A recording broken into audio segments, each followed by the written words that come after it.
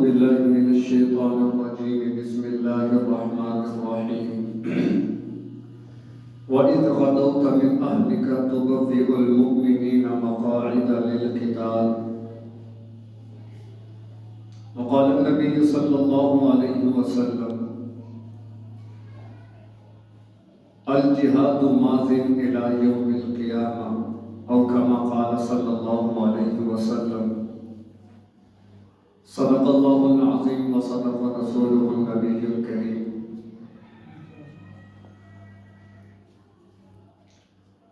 گزشتہ جمعۃ المبارک میں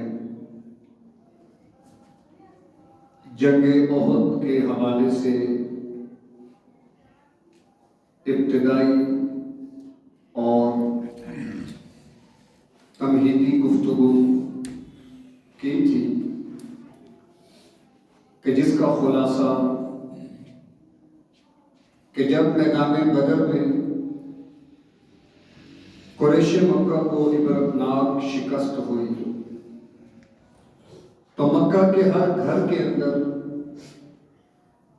انتقامی جذبات اٹھنے لگے اور انہوں نے اپنے بدر کے مقتولین کا بدلہ لینے کے لیے پورے عزم اور ارادے کے ساتھ مسلمانوں سے جنگ کی تیاری شروع کی اور اسی بنیاد پر تقریباً 3000 کا لشکر ابو سفیان نے رضی اللہ تعالی عنہ تیار کر لیا، جس میں اور قبائل سے بھی مسلمانوں کے خلاف مدد مانگی گئی۔ 700 زرہ پوش، 200 گھوڑے، 3000 اونٹ اور 15 خواتین ساتھ لے کر غرور اور تکبر کے ساتھ قریش کا لشکر روانہ ہوا۔ ادھر آپ صلی اللہ علیہ وسلم کو جب اطلاع ملی تو آپ نے حضرات صحابہ سے مشورہ فرمایا کہ کیا حکمت عملی اختیار کی جائے۔ آپ کی ذاتی رائے مدینہ میں رہ کر لڑنے کی تھی اور عبداللہ بن ابی رأس المنافقین اس کی بھی رائے اور رجحان یہی تھا کہ مدینہ کے اندر رہ کے مقابلہ کیا جائے۔ البتہ بعض حضرات صحابہ کہ جن میں حضرت حمزہ رضی اللہ تعالی عنہ جیسے جنگجو اور سالار بھی شامل تھے، وہ اس بات پر مصر ہوئے کہ ہمیں باہر نکل کر مقابلہ کرنا چاہیے۔ جب اکثریت کی پرزور رائے یہ بنی تو آپ بھی عصر کی نماز کے بعد جب باہر اپنے حجرے سے تشریف لائے تو آپ نے زرہ زیب تن فرما لی تھی۔ ادھر حضرت عباد بن بشر اور اسید بن حضیر رضی اللہ عنہما ان حضرات نے صحابہ کو ملامت کی کہ تم نے آپ صلی اللہ علیہ وسلم کی رائے کے خلاف کیوں ان کو مجبور کیا؟ وہ تو اللہ کے پیغمبر ہیں، ان پر وحی آتی ہے تو ان کی بات تو ماننی چاہیے تھی۔ تو ان صحابہ کو بھی احساس ہوا تو انہوں نے فوراً کہا آقا جو آپ کی رائے ہے آپ اسی کے مطابق کیجئے، ہم تیار ہیں۔ مطلب یہ کہ آپ باہر نہ نکلیں، اب ہم مدینہ میں رہ کے لڑائی کر لیتے ہیں۔ لیکن اللہ کے نبی صلی اللہ علیہ وسلم نے فرمایا کہ میں زرہ پہن چکا ہوں، جنگ کا لباس زیب تن کر چکا ہوں، اور کسی پیغمبر کی شان کے یہ لائق نہیں ہے کہ وہ جنگ کا لباس پہننے کے بعد جنگ کیے بغیر اس کو اتارے۔ اب نکلو، جو اللہ کرے گا ہم نکلتے ہیں۔ تو یہاں تک پچھلے جمعہ المبارک بات ہوئی تھی۔ آپ صلی اللہ علیہ وسلم پھر حضرات صحابہ کے لشکر کو لے کر روانہ ہوئے۔ 1000 کی جمعیت آپ کے ساتھ تھی۔ بعض حضرات جو بدر میں شریک نہ ہو سکے، چونکہ یہ بات وہاں پر بتائی جا چکی ہے کہ بدر کا خروج باقاعدہ جنگ کے ارادے سے نہیں تھا، وہ تو ابو سفیان کے قافلے کے حصول کے لیے تھا، اس لیے پر جو بھی صحابہ وہاں موجود تھے چل پڑے۔ وہ تو بعد میں اللہ تبارک و تعالیٰ کی طرف سے یہ معاملہ ہوا کہ بجائے ابو سفیان کے تجارتی قافلے کے ابو جہل کا جنگی قافلہ آپ کے روبرو ہو گیا اور پھر وہاں پہ معرکہ بدر ہوا۔ تو جو شریک نہ ہو سکے انہیں بڑی خواہش تھی، ان کے جذبات تھے کہ اللہ ہمیں بھی موقع دے، کوئی توفیق ملے کہ ہم بھی کفار سے مقابلہ کریں۔ تو اس لیے 1000 کا لشکر تیار ہوا۔ آپ وہاں سے عصر کے دن جمعے کا دن عصر کا وقت اور 11 شوال روانہ ہوئے 3 ہجری میں مقام شیخین پہ پہنچ کر آپ نے لشکر کو ٹھہرایا اور لشکر کا معائنہ کیا. اس میں تقریباً 15 ایسے مجاہدین حضرات صحابہ بھی تھے کہ جن کی عمریں 15 سال سے کم تھی. تو آپ نے ان کو وہاں سے الگ کر کے کہا کہ تم واپس چلے جاؤ. اب یہ ایک جذبہ جہاد کہہ لیں، شوق شہادت کہہ لیں، اللہ کے دین کے لیے مر مٹنے کا جذبہ کہہ لیں، یا اللہ کے محبوب پیغمبر کے لیے اپنی جان دینا کہہ لیں، کہ ان واپس ہونے والوں میں ایک کیفیت تو موجود تھی. البتہ ان میں ایک رافع بن خدیج رضی اللہ تعالی عنہ بھی تھے کہ ان کی عمر بھی 14 سال تھی. جب وہ معائنہ ہوا تو شوق شہادت کی بنیاد پر روایات میں لکھا ہے کہ وہ اپنے پنجوں کے بل کھڑے ہو گئے تاکہ میرا کا بڑا نظر ہے. حالانکہ واپس کیا جا رہا ہے، جانتے ہیں کہ آگے تو مقتل ہے، آگے تو مر جانا ہے، موقع ہے. اللہ کے نبی خود فرما رہے واپس چلے جاؤ، لیکن ان کے دل میں جو شوق شہادت ہے وہ انہیں مجبور کر رہی ہے کہ نہیں، ہم نے تو آگے بڑھنا ہے.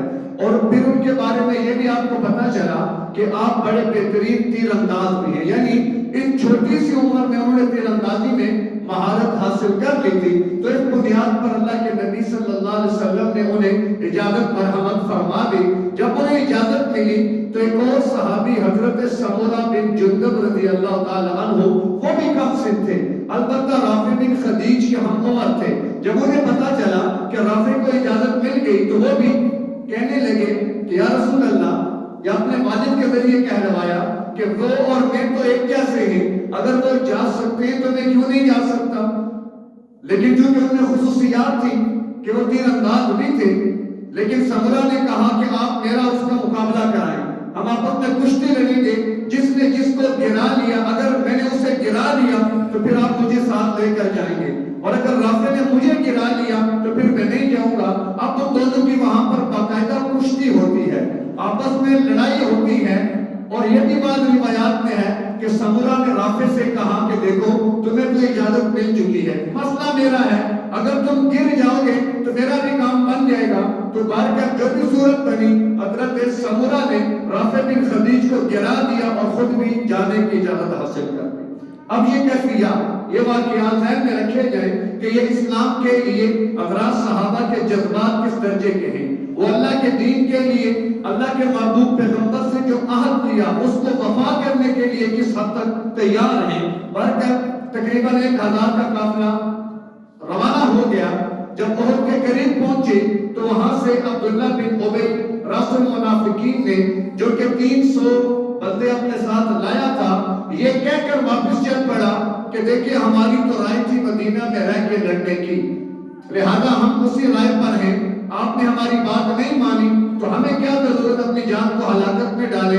یہ کہا اور 300 افراد کو لے کر وہاں سے نکل گیا. جانا تھا پہلے چلا جاتا، لیکن آخر تک ساتھ رہا. جب دشمن کے دو بدو ہوئے کہ اب معاملہ آگے بڑھنے والا ہے تو عین اس موقع پر کیا کیا، منافقین کی عادت کہ وہ بہت آگے تک لے کر آپ کو جاتے ہیں، لیکن عین مقام پہ آپ کو تنہا چھوڑ دیتے ہیں، اکیلا چھوڑ دیتے ہیں. تو رأس المنافقین اس 300 لوگوں کو لے کر وہاں سے واپس چلا گیا.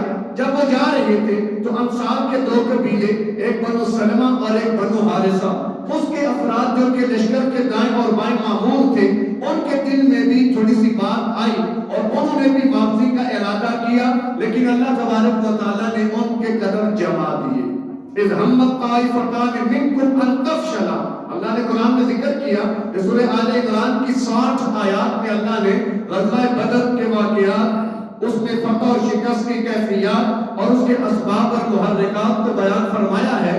تو وہاں پر یہ الفاظ ان 2 کافروں کے بارے میں کہ اذ ہمت طائفتان منکم، کہ جب تم میں سے 2 گروہوں نے ارادہ کیا ان تفشلا کہ بزدلی دکھائیں، واللہ ولیہما، اللہ ان کا مددگار بن گیا، وعلی اللہ فلیتوکل المؤمنون، ایمان والوں کو چاہیے کہ وہ اللہ کی ذات پر توکل کریں.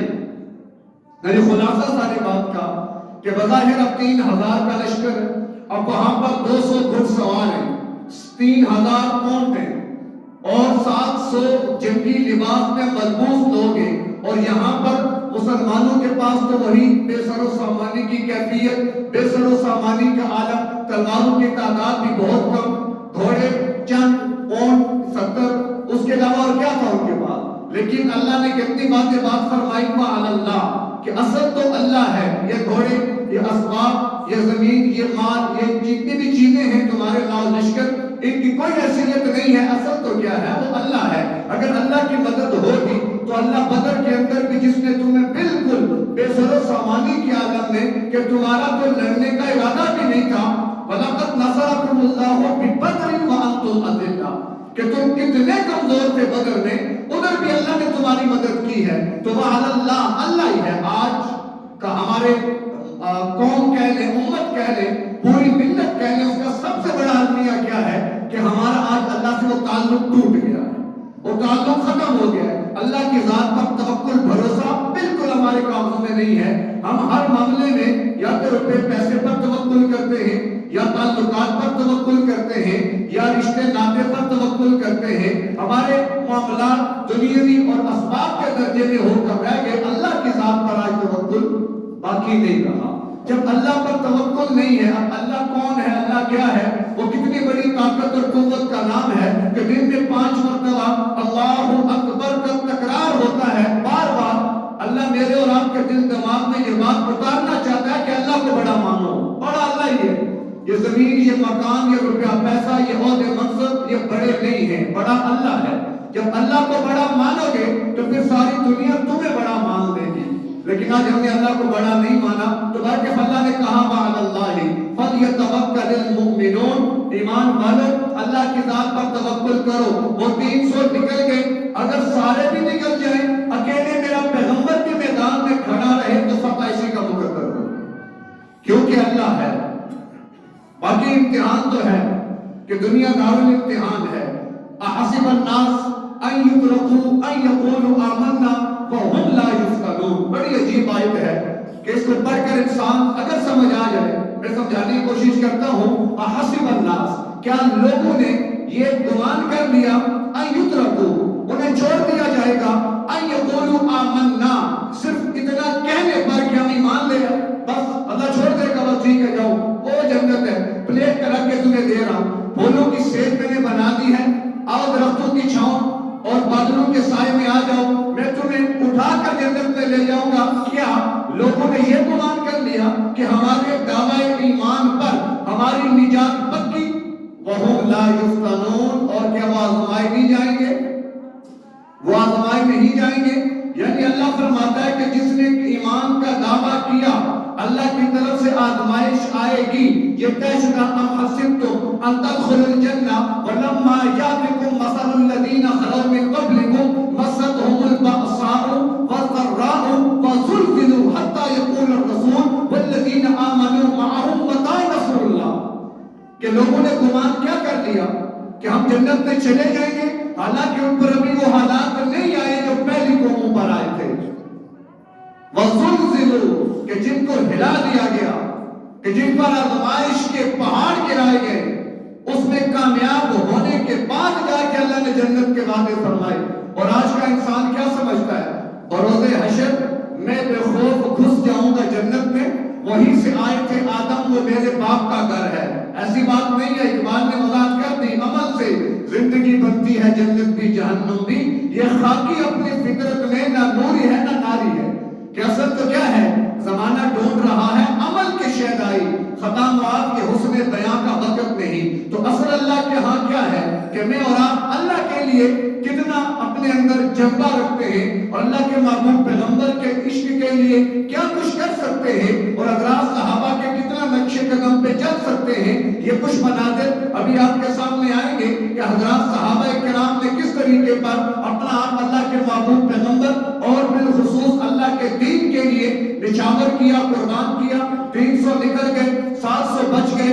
اللہ کے محبوب پیغمبر نے صف بندی فرمائی، ایک 50 بندوں کا دستہ احد کے پہاڑ پر معین فرمایا اور وصیت فرمائی کہ تم نے یہاں سے نیچے نہیں اترنا. عبداللہ بن جبیر رضی اللہ عنہ کو ان کا امیر مقرر کیا اور حکم دیا، اگر ہم جیتے تب، ہم ہارے تب، اگر ہمیں پرندے آ کر نوچنے لگ جائے تب بھی تم نے وہ درہ نہیں چھوڑنا، نیچے نہیں اترنا. آپ نے وصیت فرمائی. صحابہ کو وہاں پر متعین فرما دیا خدا آپ نیچے تشریف لے آئے. مغرب کی اذان ہوتی ہے, نماز ادا کی گئی, رات اللہ کے ذکر فکر عبادت میں گزری. اگلے دن سب بندی ہوتی ہے. مقابلے میں سب سے پہلے جو نکلا وہ جو کہ ابو عامر راہب کے نام سے مشہور تھا, لیکن اللہ کے محبوب پیغمبر نے اس کے فسق و فجور کی بنیاد پر اس کو فاسق کا نام دیا تھا. ابو عامر فاسق تھا مدینے کا, لیکن جب اسلام پھیلا, اسلام سے تنگ آ کر مکہ چلا گیا اور مکہ والوں کو تیار کیا. خود قبیلہ اوس کا تھا, بڑا نام اور مقام تھا قبیلہ اوس میں. قریش سے کہنے لگا وہ سارے میرے اپنے ہیں, میں وہاں پر جاؤں گا تو وہ سارے میرے ساتھ شامل ہو جائیں گے, اللہ کے نبی کے پاس کیا بچے گا. وہ سب سے پہلے باہر نکلا اور آتے ہی اس نے کہا کہ یا معاشر الاوس انا ابو عامر, کہ اے اوس والوں میں ابو عامر ہوں. یعنی وہ میری آواز سنیں گے تو بھاگے ہوئے آئیں گے. انہیں کیا خبر کہ ان کا تعلق اللہ کے محبوب پیغمبر سے بن چکا. جب اس نے یہ بات کی تو اوس والوں نے کہا کہ تیرا ستیہ ناس ہو, ہم تیرے فتنے میں نہیں آئیں گے, جا تو یہاں سے نکل جا. جب یہ بات سنی تو وہیں سے واپس لشکر میں چلا گیا کہ یہ کیا, جا کر کہنے لگا کہ ان لوگوں کا ذہن بدل گیا ہے, ان کی سوچ بدل گئی ہے. تو بار ایک نکلا, 11 کے 12 جب ہجوم قریش مکہ کے لشکر سے نکلے تو مقابلے میں اہل ایمان نے ایک ایک آ کر ان کا کام تمام کیا.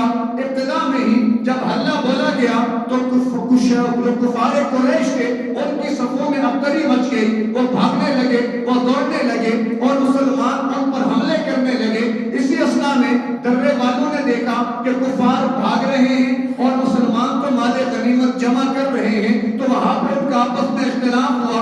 انہوں نے اپنے امیر سے کہا کیا خیال ہے, ہمیں نیچے جانا چاہیے, اپنے بھائیوں کی مدد کرنی چاہیے.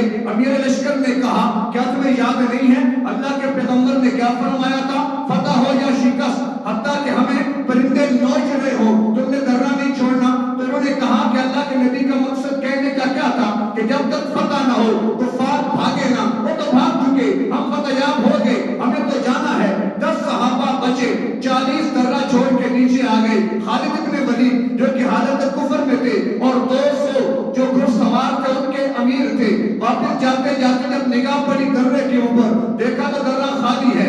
واپس گھوم کر چکر لگا کر درے پہ پہنچے, ان 10 صحابہ کو شہید کیا اور اوپر سے 18 صحابہ پہ ایسا حملہ کیا کہ مسلمانوں کی صفوں میں ابتری مچ گئی. ایسا حلہ بول دیا خالد ابن ولید نے کہ صفیں مسلمانوں کی ٹوٹ جاتی ہیں, افراتفری پھیل جاتی ہے. پھر یہ وہ موقع, ایک عجیب منظر, ایک عجیب سما بن گیا. اچانک کی فتح شکست میں بدل گئی. وجہ کیا کہ ان لوگوں نے اللہ کے محبوب پیغمبر کا ایک حکم جو تھا اسے پورا نہیں کیا. ایک حکم توڑنے پر بنتی بنائی جو فتح تھی وہ شکست میں تبدیل ہوئی. بات یہاں نہیں رکی, 70 بڑے بڑے صحابہ جام شہادت نوش کر گئے. حتیٰ کہ حضرت حمزہ اللہ کے محبوب پیغمبر کے رضائی بھائی بھی لگتے تھے, آپ کے چچا بھی لگتے تھے. ان کے ساتھ کیا ہوا, وحشی جبیر بن مطعم کا غلام کہ جس کا چچا طعمہ بن عدی بدر کے اندر حضرت حمزہ کے ہاتھوں مارا گیا تھا, اسے بڑا غم تھا. جبیر بن مطعم نے وحشی سے کہا کہ اگر تو میرے چچا کا بدلہ لے اور حمزہ کو قتل کر دے میں تجھے آزاد کروں گا. وہ آیا اپنا مرچا لے کر, وہ طاق میں رہا. جیسے موقع ملا اتنی زور سے نیزہ مارا جو حضرت حمزہ کی ناف کے آر پار ہوا. آپ کچھ قدم چلے, لڑکھڑا کر گرے اور جام شہادت نوش کر گئے. وہ نکلا وحشی اور جا کے سائڈ پہ بیٹھ گیا کہ میرا مقصد مسلمانوں سے لڑنا نہیں تھا, میں اپنی آزادی کے لیے یہاں پر آیا تھا, میرا کام ہو گیا. اللہ کے محبوب پیغمبر پر کفار نے جم میں غفیر کر دیا. آپ پہ حملے تابڑتوڑ شروع. کبھی آپ کے گرد 14 صحابہ, کبھی 12 صحابہ, کبھی 7 رہ جاتے, کبھی 11 صحابہ. جب حلہ زیادہ ہوا اللہ کے محبوب پیغمبر نے آواز لگائی, کون ہے جو ان کو ہم سے دور کرے, میں جنت کی ضمانت دیتا ہوں. پھر آپ نے فرمایا کون ہے جو اپنی جان مجھے دے, مجھ سے بدلے میں جنت خرید لے. یہ آواز سنی زیاد بن سکن نے 5 انصار کو لے کر دشمن کے سامنے آئے, ایک ایک کر کے جام شہادت نوش کر گئے. زیاد بن سکن زخمی ہو کر گرے. آپ کو اللہ کے محبوب پیغمبر کے پاس لایا گیا. آپ نے اپنا رخسار اللہ کے محبوب پیغمبر کے قدموں پہ رکھا اور جان اپنی اللہ کے حوالے کر کے یہ اقرار کیا کہ بیت عقبہ اولا, بیت عقبہ ثانیہ کے موقع پر جو اللہ کے پیغمبر ہم نے آپ سے عہد و پیمان کیا تھا, اپنی جان دے کر اپنے وعدے کو وفا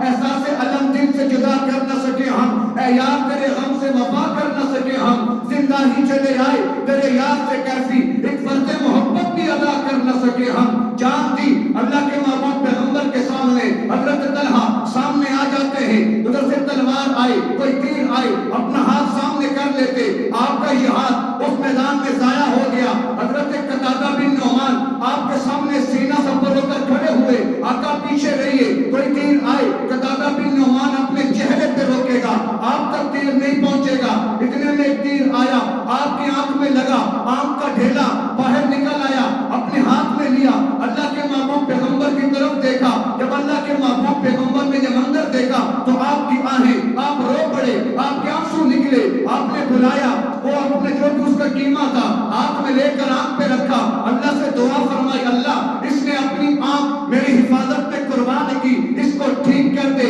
پہلی آنکھ سے زیادہ حسین کر دے۔ جب ہاتھ ہٹایا تو وہ آنکھ لگ چکی تھی، حسین ہو چکی تھی، نظر تیز ہو چکی تھی۔ حضرت ابو دجانہ رضی اللہ تعالی عنہ کیا عظیم جرنیل تھے، جب آپ نے عہد کے لیے صف بندی فرمائی تو اپنی تلوار لے کر ہاتھ میں کہا، کون ہے جو اس تلوار کو لے گا؟ کئی صحابہ کھڑے ہوئے، یا رسول اللہ ہم اس تلوار کو لیں گے۔ پھر آپ نے کہا، کون ہے جو اس کا حق بھی ادا کرے گا؟ صحابہ بیٹھ گئے، تین باقی کھڑے رہے، حضرت عمر بن خطاب، حضرت زبیر بن عوام، حضرت ابو دجانہ۔ حضرت ابو دجانہ بولے، یا رسول اللہ میں اس کا حق ادا کرنا چاہتا ہوں۔ حق کیا ہے؟ اللہ کے نبی نے فرمایا، جب تک دشمن باقی ہے یہ تلوار چلے، اتنی چلے کہ ٹوٹ جائے، پیچھے نہ ہٹے۔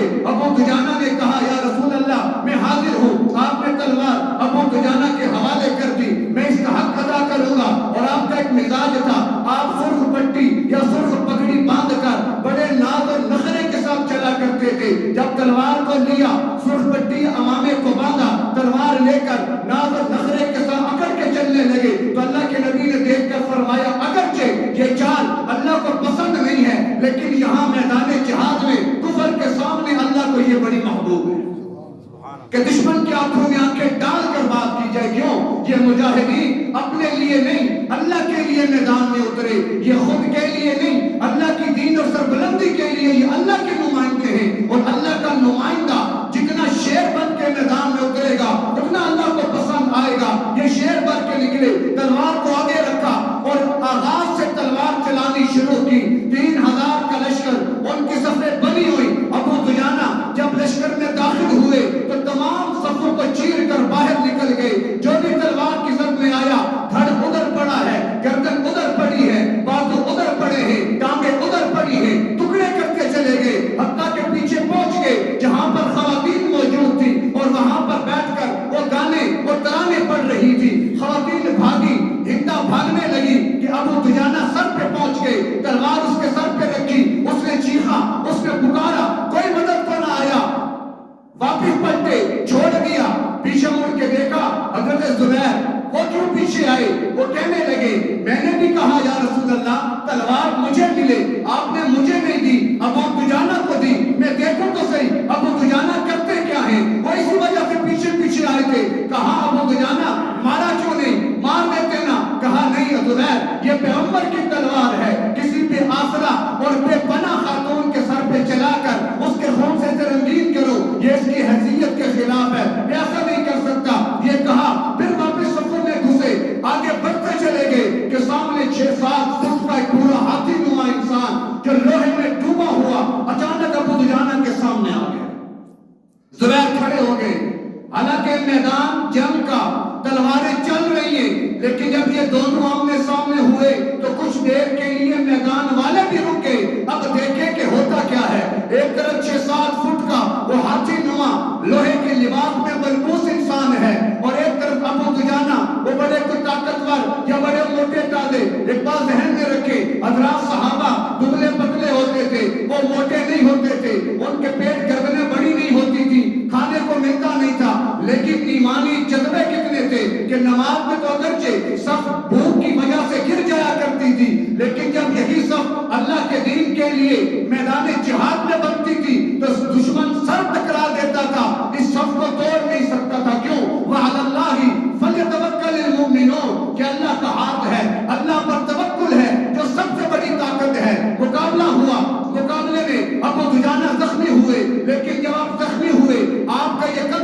ہو گیا، خون کے فوارے نکلے تو زخمی شیر کی طرح بپھر گئے اور گھما کے تلوار کا ایسا وار کیا کہ اس کے 2 ٹکڑے کر کے پھینک دیا اور اپنے نقاب کو ہٹا کر کہا انا ابو دجانہ، میں ہوں ابو دجانہ جو اللہ کے لیے انا الذی آہدنی خلیلی، میں وہ ہوں کہ جس سے میرے خلیل نے یہ وعدہ کیا تھا کب کہ نحن بالصفح المکینی، کہ ہم وہاں پر مقام نخلہ میں کھڑے تھے، کیا وعدہ کیا اللہ اقوم الدہر فی القیولی، کہ میں کبھی بھی پچھلی صفوں میں نہ رہوں، اضرب بسیف اللہ و رسولی، اور میں اللہ کی اس تلوار کے ساتھ اللہ اور اس کے دشمن، اللہ کے نبی کے دشمن کے لیے کھڑا رہوں اور لڑتا رہوں، میں لڑتا رہوں گا۔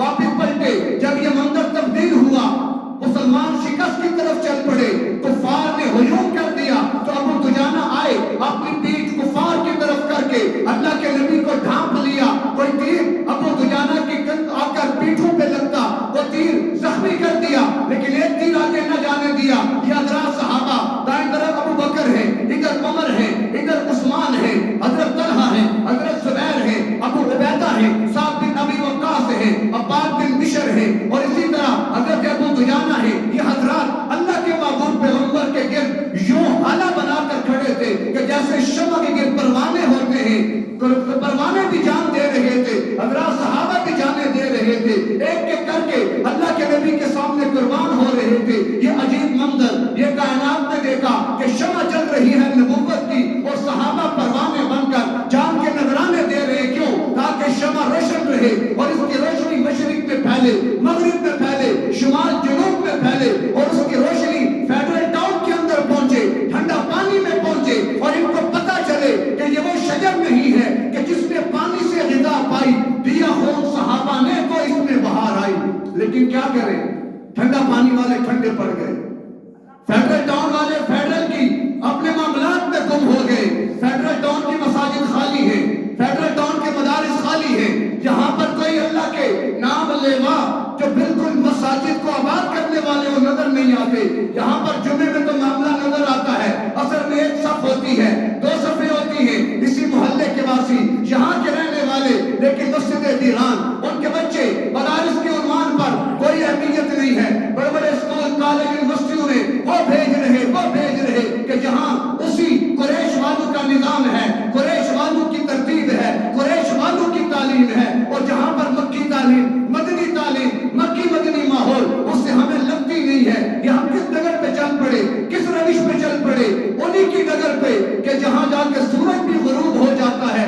آج امت مسلمہ غروب کا شکار ہے، کوئی وقت نہیں لگے گا، عنقریب دوبارہ طلوع ہو جائے گی، لیکن کب؟ جیسے اس طرح کے جذبات والے لوگ ہوں گے، جب اس طرح کے لوگ آئیں گے۔ حضرت حنظلہ نکلے، ابو عامر راہب جو تھا اس کے بیٹے اجازت چاہی باپ کو ماروں، اللہ کے نبی نے فرمایا چھوڑو، کیا بیٹا باپ پہ تلوار چلائے گا؟ ابو سفیان کی طرف گئے، راستے میں ایک آدمی آیا اور حضرت حنظلہ کو مارا، شہید ہو گئے۔ اللہ کے نبی نے دیکھا حنظلہ کے بالوں سے پانی ٹپک رہا، دیکھا کہ چاندی کے برتنوں میں فرشتے غسل کرا رہے ہیں، کہا یہ کیا ماجرا ہے؟ جب معلومات کی تو گھر والی نے کہا کہ رات ہم بستر ہوئے، ابھی غسل کرنے لگے، کانوں میں آواز آئی انفروا الی اللہ حی علی الجہاد، نکلو اللہ اور اس کے دین کے لیے۔ کہاں بستر کو چھوڑا اور نہانے کو چھوڑا، سب کچھ بھول گئے، تلوار اور زرہ لی اور نکل پڑے۔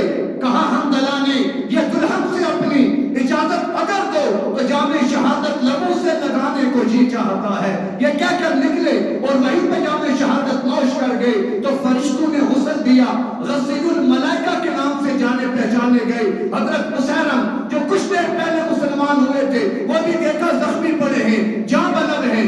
مسلمانوں نے کہا آپ کدھر آگے؟ تو کہا ایمان لے آیا اللہ اور اس کے رسول پر اور اپنے جامع شہادت نوش کر گیا۔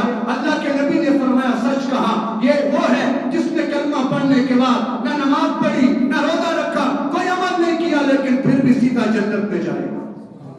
سعد بن ربی، اللہ کے نبی نے فرمایا تلاش کرو سعد بن ربی انصاری کہاں ہے؟ جب تلاش کرتے کرتے دیکھا تو زخموں سے چور ہیں اور آخری سانسیں لے رہے ہیں۔ زید بن حارثہ کو بھیجا تھا، کہا اللہ کے نبی سلام کہتے ہیں اور تمہارا حال پوچھ رہے ہیں کہ تم کیسے ہو، کیا محسوس کر رہے ہو؟ سعد بن ربی نے کہا تم پر بھی سلام، دو جہاں کے سردار پر بھی سلام، اور میرا پیغام انصار مدینہ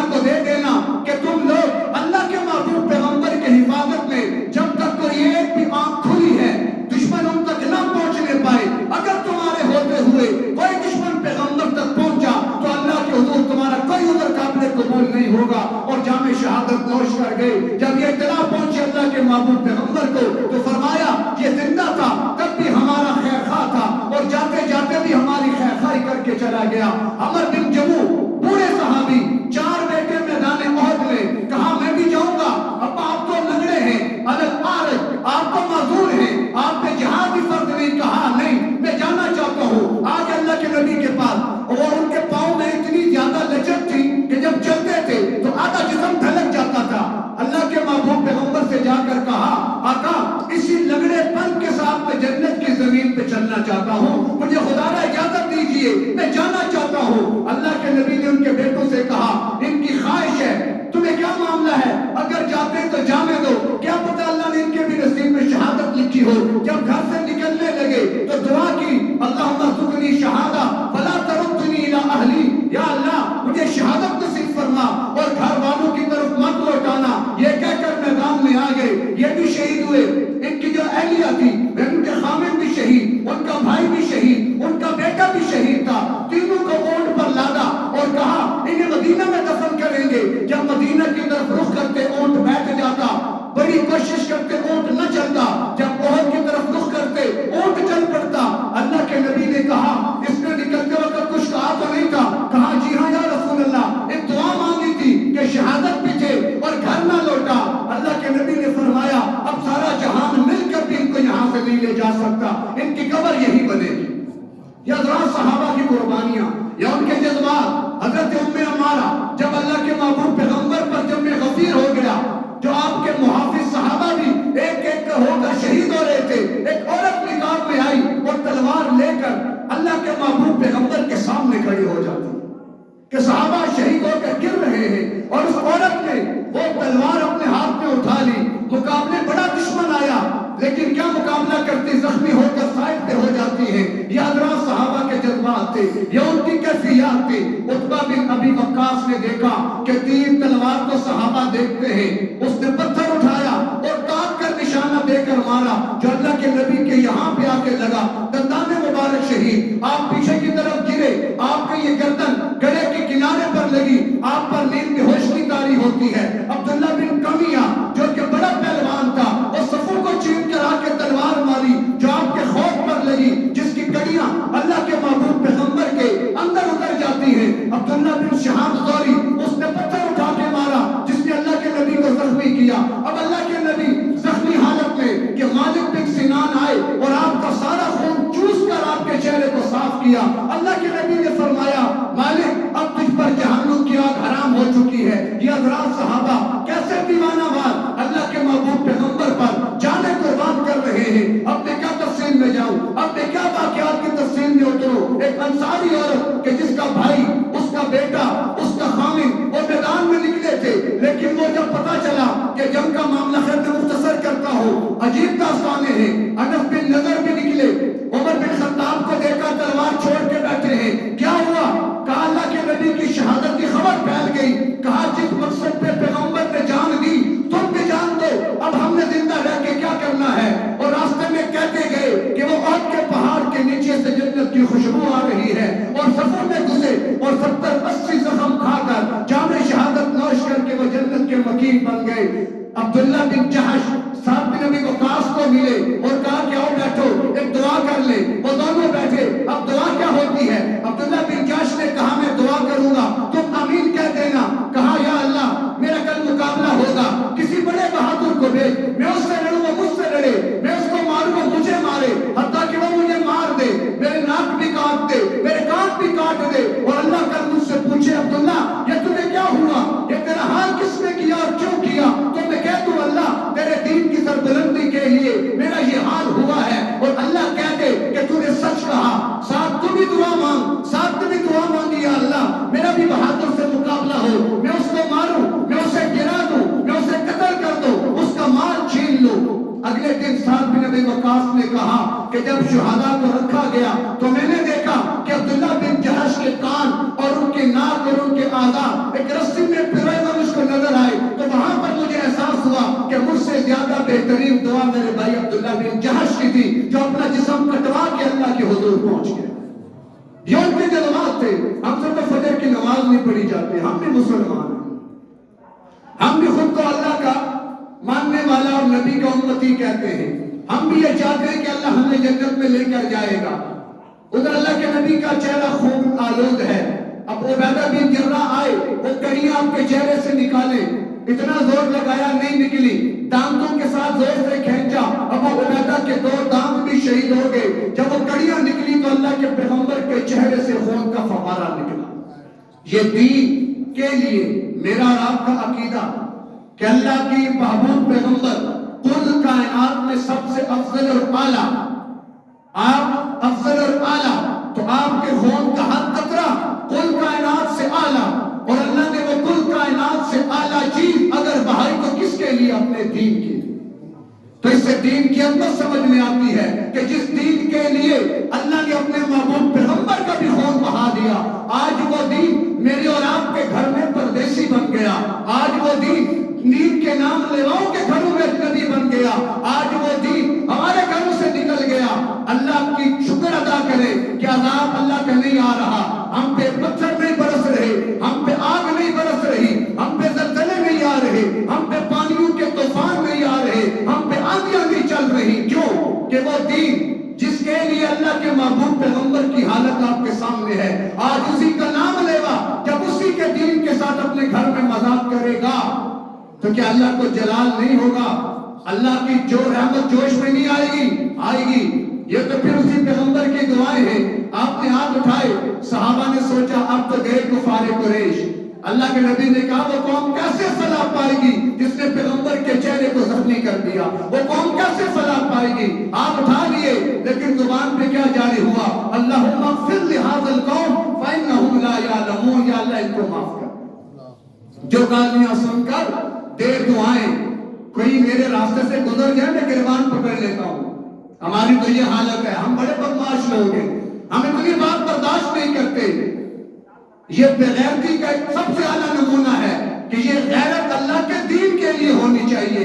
اپنے بھائیوں کے لیے کون سی غیرت ہے؟ کلمہ گو مسلمان کے لیے کون سی غیرت ہے؟ یہ کون سی بڑی بات ہے کہ میں نے فلاں کے دان توڑ دیے، اس نے مجھے ماں کی گالی دی، میرے پیغمبر کو کتنی گالیاں دی گئی، لیکن آپ نے بدلے میں کیا کیا؟ دعائیں دی ہیں، کسی سے بدلہ نہیں لیا۔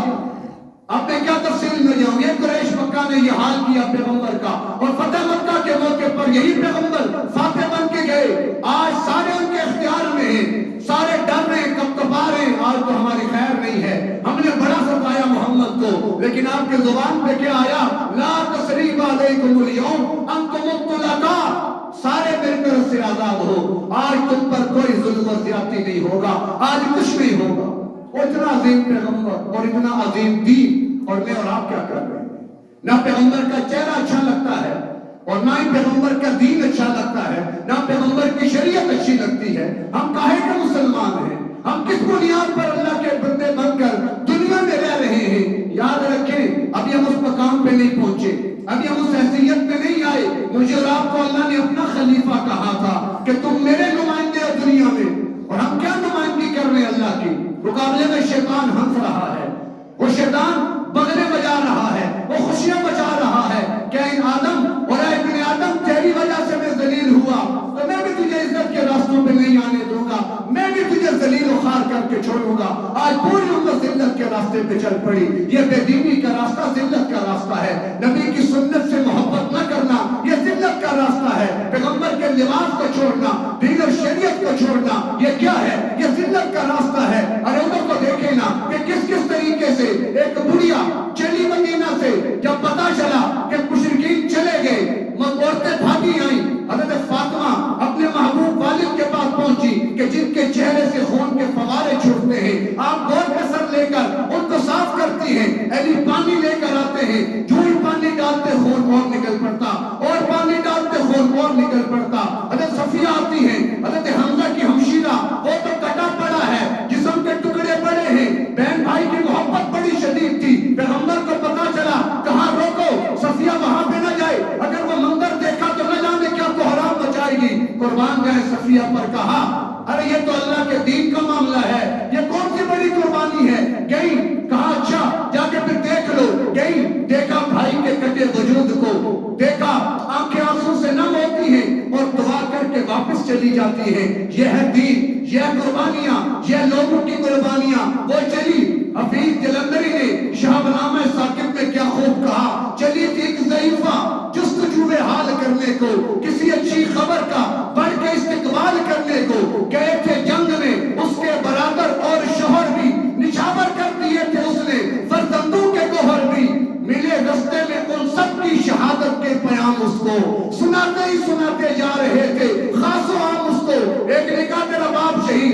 کوئی بات نہیں. کسی نے کہا تیرا بیٹا بھی گیا, دوسرا بیٹا بھی گیا, تیرا بھائی بھی گیا.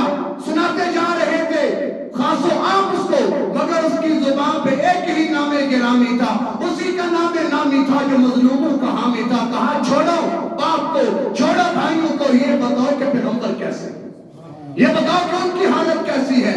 ہمیں اور اطلاع ملی ہے, کہا کہ وہ سامنے دیکھ لو جلوہ فروز ہے. جب دیکھا تو کہا اب دیکھ لیا, اب ساری مصیبتیں ہمارے لیے حل کی ہیں. یہ قافلہ مدینہ پہنچا, ہر گھر میں صفے ماتم بچھی, ہر گھر سے رونے کی آواز آتی ہے کہ ان کے رشتہ دار چلے گئے. حضرت حمزہ رضی اللہ تعالی عنہ جب ان کو لایا گیا, وہ تو مکہ میں تھے, ان کے سارے مکہ میں تھے. آج حمزہ پر مدینہ میں رونے والا کوئی نہیں تھا. اللہ کے نبی کی آنکھ سے آنسو نکلے اور آپ نے کہا اما حمزہ فلا بوا کیا لہو, اے حمزہ آج تیرے لیے رونے والا کوئی نہیں ہے. اور پیغمبر زارے قطار روئے. جب کے بعد صحابہ نے سنی, عورتوں کو بھیجا جاؤ جا کے حمزہ کا غم کرو. وہاں پر آئی اور رونے لگی. اللہ کے نبی رونے لگے کہ اللہ نے فرشتے کو بھیجا, جبریل امین کو بھیجا, کہا میرے پیغمبر غم مت کر, میں نے عرش پہ لکھوا دیا حمزہ تو اسد اللہ و اسد رسول ہی, کہ حمزہ اللہ کا بھی شیر ہے اور اللہ کے محبوب کا بھی شیر ہے. تو کیوں غم کرتے ہو؟ آج اس دین کو شیر چاہیے, آج اس پیغمبر کے دین کو شیروں کی ضرورت ہے. آج اللہ کو اپنے دین کے لیے شیروں کی ضرورت ہے, لیکن یہ شیر گیدڑ کی چادر اوڑھ کر سو چکے ہیں. آج دین پامال ہوتا ہے, پرواہ کوئی نہیں. پیغمبر کے خاکے بنتے ہیں, پرواہ کوئی نہیں. کوئی ایک صحابی بھی آج زندہ ہوتا, میں دیکھتا کیسے کسی مسلمان کی لاش گرتی ہے, لیکن ہمارا کیا بنے گا, ہمارا کیا ہوگا؟ یقین جانے بڑا خطرہ ہے. ہم بڑے گھاٹے میں جا رہے ہیں, بڑے نقصان میں جا رہے ہیں. بچت کی ایک ہی راہ ہے, بچنے کا ایک ہی ذریعہ ہے کہ دین کی طرف لوٹ آئیں, خود کو اللہ کے نبی کا سچا غلام بنا دے, اپنے چہرے کو پیغمبر کی سنت سے سجا لے, اس کی مساجد کو اللہ کے ذکر سے آباد کر لے, 5 وقت کے نمازی بن جائے, روزانہ قرآن کی آنسو کے ساتھ تلاوت کرنے والے بن جائے, اللہ کو یاد کرے, پیغمبر کے دین کی طرف آئیں. یہ دنیا, یہ مال و دولت دنیا, یہ رشتہ و پیغام, بتانے بہم و گمان, لا الہ الا اللہ. اللہ ہمیں سمجھنے کی توفیق کرے.